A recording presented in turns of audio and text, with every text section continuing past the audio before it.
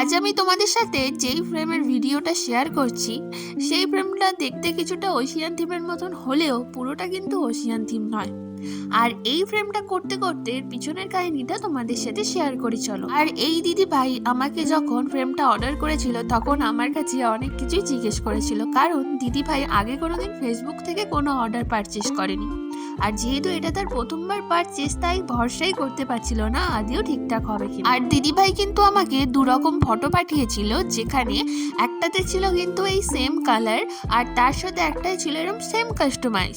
তো দিদি ভাই সেটা দেখেই আমাকে বলেছিল এরকম কালার করে দিও আর এরকম সেম কাস্টমাইজ করে দিও। যেহেতু দিদি ভাই একসাথে অনেক মেসেজ করেছিল, তাই সেখানে দিদি ভাই বলে দিয়েছিল যে কালারটা যেন একটু ডিপ থাকে, যেন পিছন থেকে সামনে বা সামনে থেকে পিছন দিকের কোনো ভিউ না দেখা যায়। আর যেহেতু ওখানে প্রায় অনেকগুলোই মেসেজ ছিল, তাই ভুলবশত কিন্তু ওই মেসেজটা আমি স্কিপ করে ফেলি। আর দিদিভাইকে কাজটা করার পর দেখানোর সময় দিদিভাই আমাকে বলে যে এটা তো আমি হালকা করতে বলিনি, এটা ডিপ করতে বলেছিলাম। তো দিদিভাইয়ের কথা মতো কিন্তু আমি আবার এটা ডিপ করে দিয়েছিলাম কালারটা। তো কোনটা তোমাদের সব থেকে বেশি ভালো লাগছে অবশ্যই কিন্তু কমেন্ট করে জানাও।